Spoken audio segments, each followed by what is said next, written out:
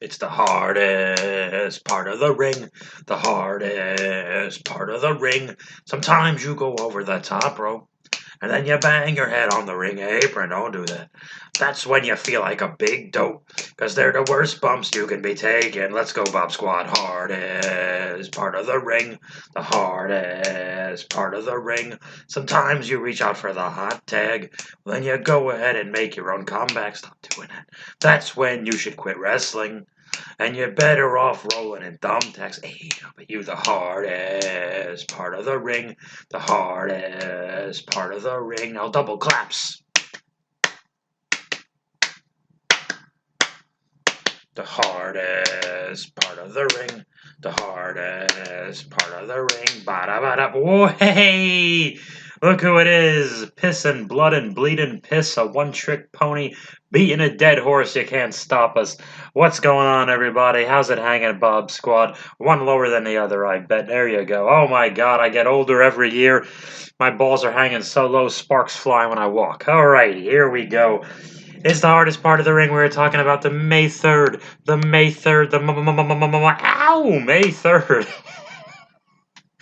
Hulu edition of WWE Monday Night Raw with not limited enough commercial interruption. You can pile on some of those commercials. I'm back talking about Raw. I got through Raw. Let's talk about Raw. Let's talk about Raw. If you're listening to this on the Podomatic website, I'm amazed. If you're listening to this on YouTube, there's a bonus at the end of it. Oh.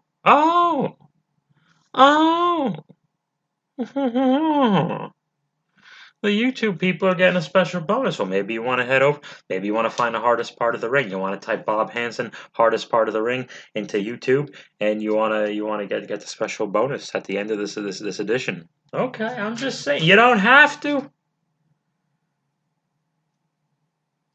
Only a man can lie to yourselves, and you can lie to each other. You cannot lie to Bob. And neither can whoever wrote this episode of WWE Monday Night Raw on Hulu with not limited enough commercial interruption. Let's talk about it. It opens up. You're not going to believe this. Hold the phone. Stop the press. Back the buggy up, Daddy. It starts with Hulk Hogan slamming Andre the Giant. And then there's a long package. A long, throbbing, veiny package. Smacking you in the face, being slung over your shoulder as you're trying to eat your lean cuisines. This package was so long. How long was it? Oh my God, this package. If this package was a person, you'd call him the human tripod. That's how long this package was. What's wrong with you, Bob? Welcome to the intentionally worst wrestling podcast in the history of the world. We have a long package. Bobby Lashley's long package. Stupid goddamn Braun Strowman's long package. Drew McIntyre's long package. Everybody's got their long package. And most of this long package recaps everything I saw on the previous Monday Night Raw, and I only watched the first 20 minutes of this special 90-minute action-packed version of WWE Raw on Hulu with limited commercial interruption. There were endless packages tonight, reminding me of the little bit that I saw. I can't imagine the rest of the show must have been that good. I guess they didn't replay, and I didn't watch it. Alrighty. There's a segment about a coin I don't understand. And the coin was looking really shiny, so someone must have taken it down the street for some coin laundry. But I can't make heads or tails of this coin segment. Oh my God, sorry. Just a penny for my thoughts. Okay, I'll throw my 2 cents into the coin segment and we'll move on. Oh boy. Adam Pearce has a coin, and MVP is standing there, and I think Bobby Lashley as well, who is the champion. And something about flipping a coin has something to do with, I think, who wrestles Lashley, and it's stupid goddamn Braun Strowman or something. I don't get it. I was trying.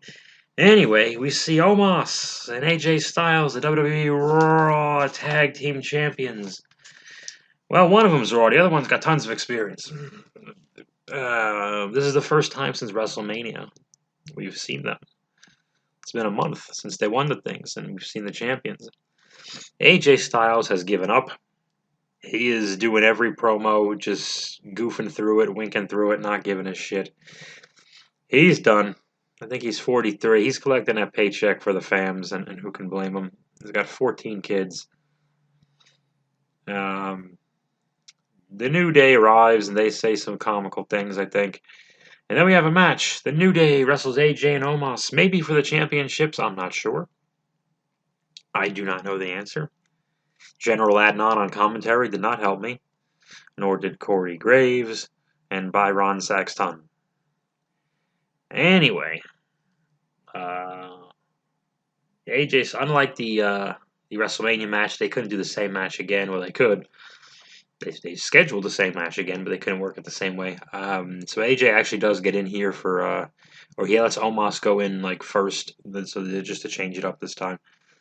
Eventually, Omos gives Kofi Kingston the big double armpit slam, and they beat somebody. I think they put, AJ jumps off Omos' shoulders and does a forearm to the face of Xavier Woods. 1, 2, 3. The match gets 1 billion stars. It was okay.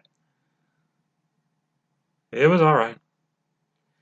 Well, this is interesting. We actually have interesting tag team champions. You don't have to think about who the champions are because it's just such a bizarre pairing that you go, okay. And visually, it's just so different to look at the two of them. Omos and AJ, that is. Next, we get a vignette. Eva Marie, who is now Evolution. Oh, dear God. She's back. I'm just going to be a full-on jerk here. Yes, she's very hot. Congratulations. The most vapid, untalented, uncharismatic, unathletic, and robotic diva of the Divas era ever. In my opinion. I can't think of one worse. That got regular screen time. I'm sure there were ones that came and went for like a night or two. Jesus Christ, no. Oh, that sounds good. Then we need more Evolution for. Okay, Bob, are you done? Yeah. Why is she back? Corey Graves had to act all excited, like he's not dating like the hottest lady in the world. And then General Adnan next to him, like he did this like half second, like a really long half second pause, and he just was like, "Oh, I'm supposed to do the same thing." So then he acted, "Oh yeah, she's back," and he had no idea what was going on. So, Jesus, great, congratulations, fired the Iconics. An Evolution's thing, she was leaning on cars and talking about her journey and inspiration. Coming, why? What are you doing? No one cares about Eva Marie's journey. It doesn't matter. And then I think it was the General Adnan guy said something about all red everything, which was her old catchphrase for before. So maybe it was supposed to. I don't really know. I really don't know. It sucked back then. Why am I looking at this person again? Kayla is in the back. She's interviewing MVP and Lashley for the first of 14 times tonight. MVP does a promo about luck and unicorns and the rainbows and pots of gold or something. I don't know. Then they recap another segment that I saw. This is the second segment I actually saw last week. They recap with the tomatoes, where Priest and Woods and Kofi Kingston throw tomatoes at the bad guys. Now, when I was training it off of the Wild Samoan school in the early 2000s, we threw plenty of potatoes, or they were thrown at you, but never tomatoes. So, different vegetables. Yeah, the business is evolving. Now, Elias and the racist guy are backstage, and because, for some reason, they want to throw tomatoes now at Kofi and Woods, even though they had nothing to do. Oh, because they were. No, wait, they weren't even in the tomato segment. Or were they? I forget. Was it just Morrison and Miz? Maybe they were in it. Who knows? There's no way of knowing. Even though they just recapped it 1 second before this. So they accidentally throw a tomato and it hits Randy Orton. And Randy Orton does not kill them on the spot, which I don't understand. But you see where this is going. Charlotte comes to the ring. Somebody's being a little goofy with the stats on the screen. Like, the stats that are supposed to be like sports stats. Because, or maybe they just don't understand what sports stats are supposed to look like when they're put on a screen. Because it says Charlotte, blah blah blah, whatever number of times, 10, 11 time champion, yada yada, and then it writes at the bottom, recently suspended for attacking a referee, which is preposterous. Why would that be in her stats? Anyway, Charlotte enters, and then we go to break. We come back from break, and then they recap the Sonya Deville Charlotte fake apology to the referee where we just cut the guy's dick off. And of course, Charlotte wrestles Dana Brooke. I like Dana Brooke. This was not good. Dana Brooke did not look good here. I'm sorry to say, her offense was so, to me, it just looked very light, like she's barely touching Charlotte. Um, I don't know. A lot of handstands, like a lot of them. And yikes, I don't know. Charlotte wins, of course. Dana does a handstand, running handstand thing into the turnbuckle. Charlotte takes her knee out. The figure eight leg lock. Dana gives up. Match gets 900 million stars. Byron, during this match, said Charlotte was playing mental mind games as opposed to physical, spiritual, emotional, financial, or personal mind games. No, the mental ones. Good job, Byron. Sonya Deville then talks to Charlotte, and they are out here for a long freaking time with this promo. I was wondering, did one of them did Sonya get lost? Because Charlotte looked at Sonya and repeated the same thing like 8 times.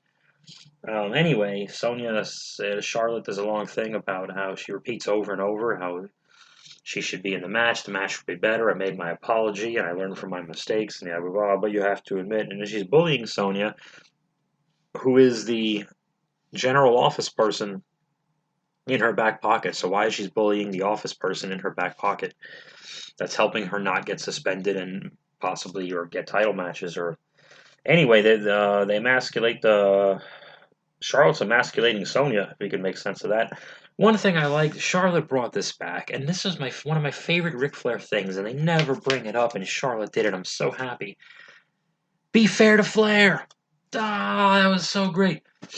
If you were watching a WWF fan in the fall of '91 when Ric Flair made his debut, the first few months of his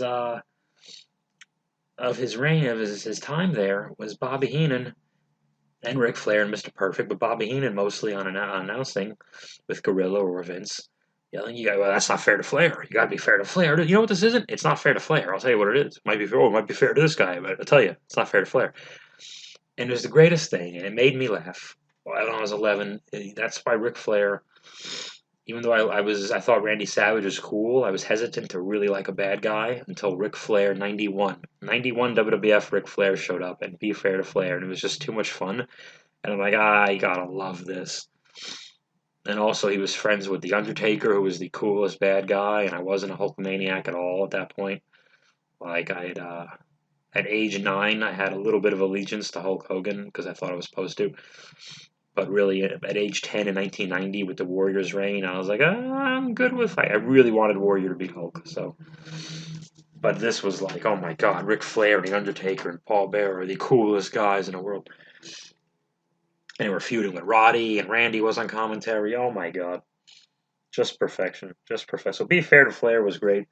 For the 8 people old enough to get that. Sonya, of course, has to say something about the men, of course.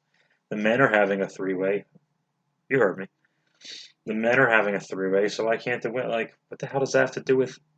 Both titles are completely independent of each other. What the hell does that... Who wrote that? What moron wrote that? Why don't you throw herstory in there so we can all talk like idiots? Backstage, Pierce and Sonya have a staring contest.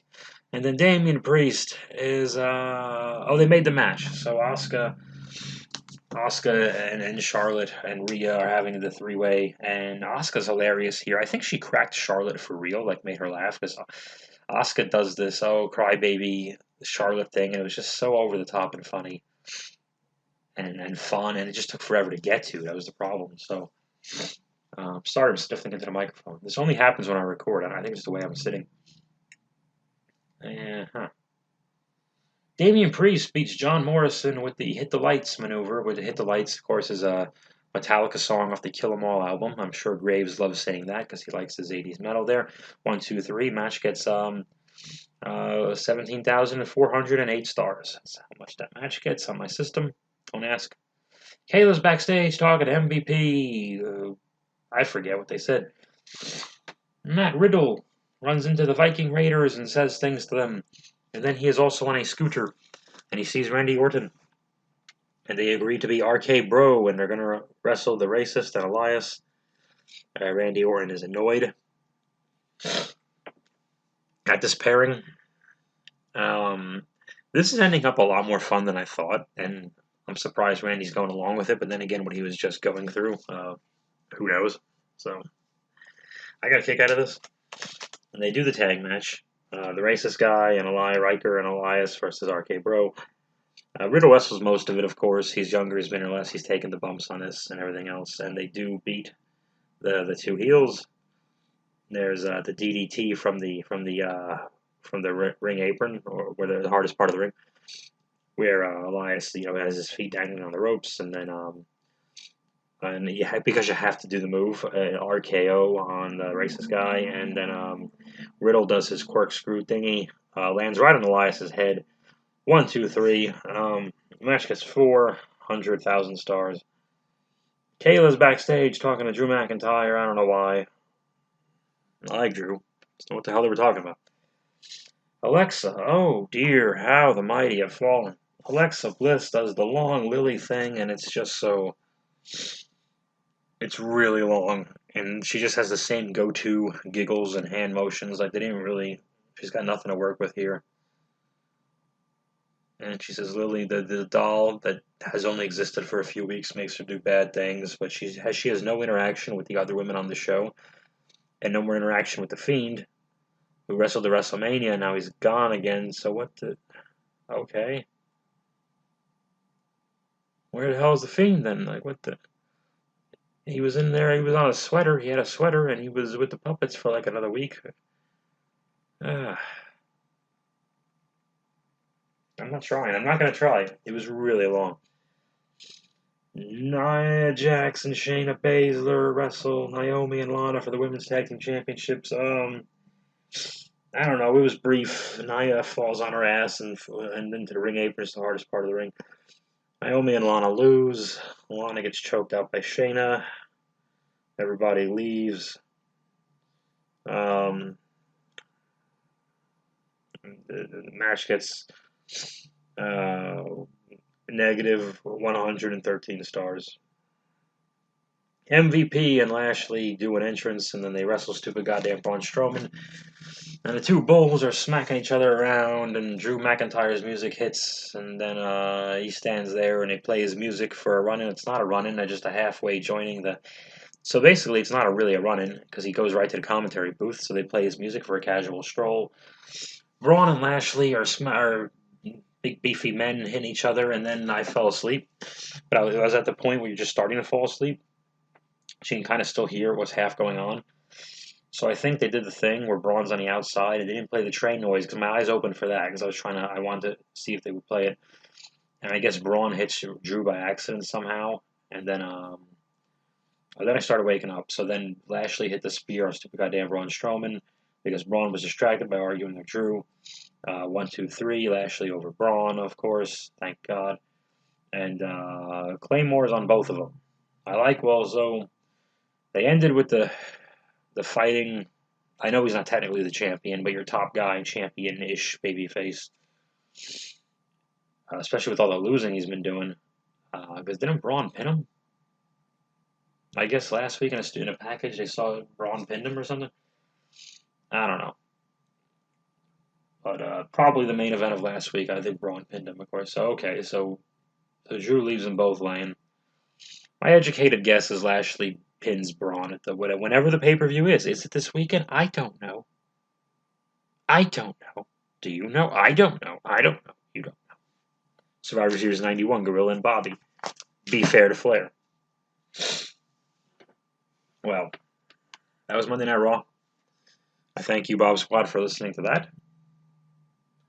And now, if you'll stick around, there's a little added bonus to the YouTube-only version of the hardest part of the ring. The hardest part of the ring. Okay, sometimes you go over the top rope, and then you bang your head on the ring apron. Don't do that. That's when you feel like a big dope stupid. They're the worst bumps you can be taking. Don't take them. It's the hardest part of the ring. The hardest part of the ring.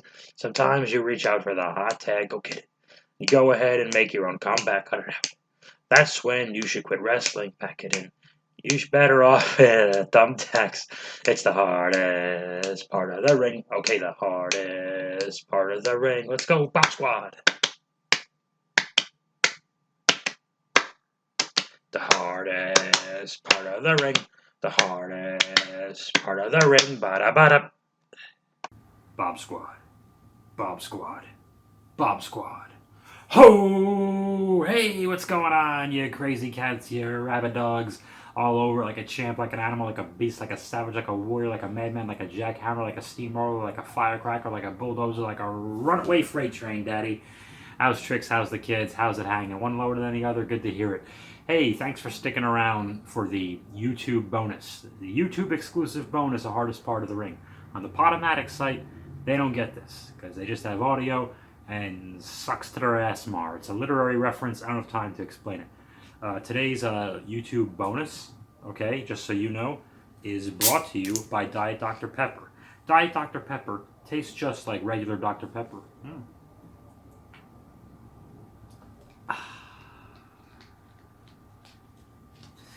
What's the bonus? Well, I figured, rather than just give you a depressing review of Raw, even though I'm patting myself on the back like Barry Horowitz for getting through it this week and not chickening out.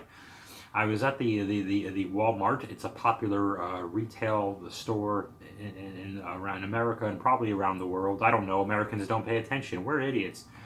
I found the only one on the peg. I didn't know it existed. It just caught my eyeball. The Hot Wheels Thundercats Classic, the Thundercats Thunder Tank. Hot Wheels. Okay, I'm not usually a Hot Wheels or Matchbox car collecting guy, but it caught my eyeball. And in the upcoming Sun Bob bonus that I'm making for you guys, discombobulated, it's going to be. Are you ready? I'm giving this just for you guys, Bob Squad. It's going to be the first ever G.I. Joe, Transformers, Masters of the Universe, Star Wars, Godzilla, Planet of the Apes, Marvel, Thundercats wrestling crossover. That's what's happening. I live by the freeway. That's what's happening in the next episode called Discombobulated, where Cobra Commander finds a weapon called a discombobulator. Get it? Bob? It's actually a Rubik's Cube, but it looks cool for the perfect scale of a wacky Cobra Commander type of weapon. So, I figured I don't have any Thundercats at all, except this one toy, so he's just going to make a very brief appearance. So the 9 things for the crossover is kind of generous, but either way, let's crack him open. Let's take a little look. I mean, he's probably going to look better on a card, but I need him open for this purposes. When it says anything on the back, I don't know. It's a logo. It's probably going to say made in China somewhere. Here's your Thundercats, your artwork as well. I'm not keeping the pack. You know what? Screw this. I'm not keeping the package. Let's tear them. Let's just get in there. Cancer wouldn't want us wasting any time now, would he? Would he, Chris? I'm looking at you! I don't know why I picked it. I just randomly did that. It was very silly. That was very silly. Why did I do that?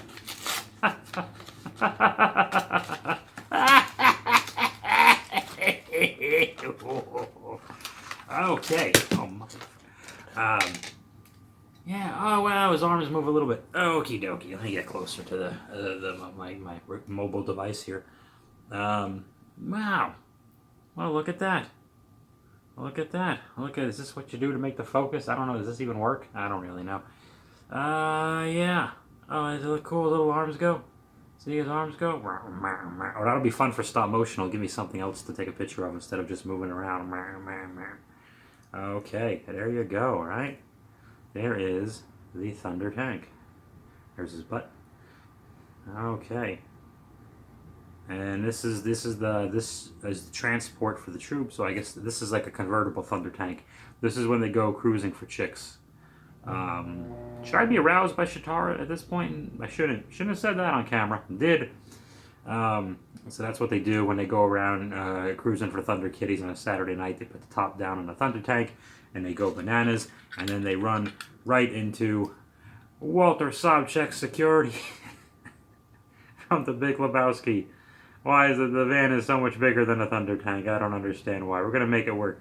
See, I'll just film it like this and then the scale looks the same, right? Easy. Everything's fake. So that's the bonus. I just wanted to show you guys that. I wanted to give you a little something extra. Actually, you know what? You deserve more than that. So as cool as I thought it was. Two bonuses. This is a watchtower I made for the discombobulated episode I'm working on. It's not supposed to be the watchtower from the G.I. Joe toy line of the 84 run, I think. It's just a generic kind of something else for them to look out of.